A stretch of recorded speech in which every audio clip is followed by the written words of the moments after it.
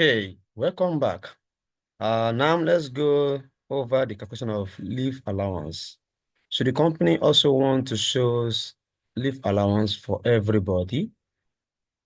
Earlier, we calculated we shows those staff that are eligible for salary increment. But now we want to see what will be the leave allowance for each and every staff. So there's question for this as well. Let's go back to the question. Question says the MD, that's question BI2. The MD also announced a leave allowance of 45% of the monthly salary. Using a single name for the formula, calculate and show the leave allowance for each employee. So that is the statement. So the company want to give 45% as leave allowance on your salary, which means if you earn 25,000 naira, the company will calculate 45% of 25,000 naira, and that will be given to you as your leave allowance. That's applicable to everybody. So now it said we should use one single name, but before that, I will use three methods for us to see, for us to get it better. So first and foremost, what I need to do is just to find 45% of this amount. That will be your leave allowance. So here I will just come here, enter equal sign.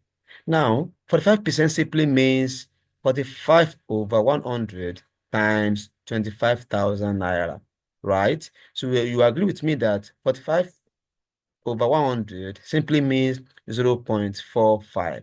So in that case, I can just say 0.45 times the salary, which is 25,000 naira. So the first salary here is C5, so times C5. So I'm saying that 25, I'm saying that 45% of C5, that is 45% of the salary. This asterisk means of, also means multiplication. So I'm multiplying 0.45, which is 45% times the first salary. I just click enter, which means this person, the Buba Karim, his leave allowance will be 11,250 naira. So if I come here, bring your cursor here and double click. So it will affect every other rules. So this is one way, you understand, to calculate the leave allowance. But it's not the best method, because if I want to change, if the MD want to change from 40% increment, 40% leave allowance to 50% leave allowance, that means I have to come back here and enter the code again. So that's not the best method. Another way you can do is to use what is called absolute referencing. So I will click this cell now and use now I want to use absolute reference. That is, I will just insert my percentage somewhere around here. I can say, let me say 45% here, 45%, 45%. With this, I will just call this name in my formula, which means if I want to change the percentage, I can easily come here, change this value to anything, and to affect the whole columns here immediately. You understand? This method is quite better. So what I have to do is I will come here, enter equal sign. I will call the cell that I started the value into, which is what? F2. So F2, then asterisk C5. So I'm multiplying F2 by C5. It means the same thing as multiplying 0.45 times C5. But the benefit of this one is that you can easily change your decision. You want to change and to be easier for you to just make the amendment. You understand?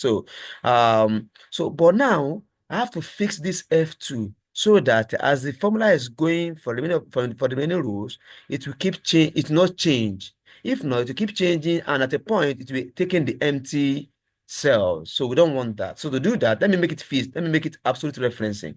So I will come here, enter dollar sign, at the middle, dollar sign. With this, I've made this cell a fixed value.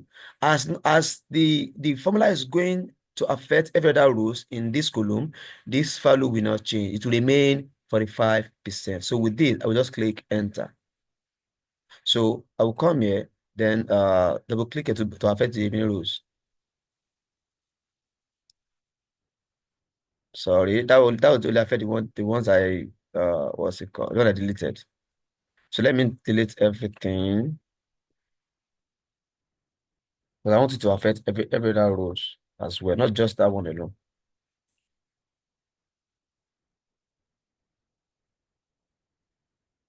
Okay, so let me see. I don't have the formula now. Let me do the formula once again. Equal sign, then F2 asterisk C5. But I have to fix this F2 to make it absolute referencing. So I will come here, enter dollar sign, here dollar sign. With this, I've fixed this value so to not change. So enter. So it works now. Let me come here and double click to make it affect every other rows. Double click. So to affect every other rows now. Now I find what the leave allowance of 45%. Now let me show you the benefit of having this fixed this absolute referencing. If I want to change to 50%, I'll just come here, enter, change 45 to what? To 50. To 50. Then enter. Do you see this? So these values change automatically. This is far better compared to entering the formula directly here without the fixed value of percent. Since this is a major thing in the statement, so it's better to use this method. You understand? I hope this is clear. Okay, but let me take it back to 45%. That's what was given. 45%. 45%, then enter. You can see it changed automatically. That's the second way. Now, the third way, which is the method he requested, the question requested for. Question says using a single name for the formula. So we want to use a single, that is, we want to call the name. We don't want to be seeing the formula. If I click here now, you will see the formula here. If I click here, you will see the formula here. Don't want to be seeing the formula. We want that when you click name, when we click this cell, we'll see the name, which means we have a specific name created, and that name is holding certain formula. So that's the method that we want. So I'll just clear this cell. I will clear it.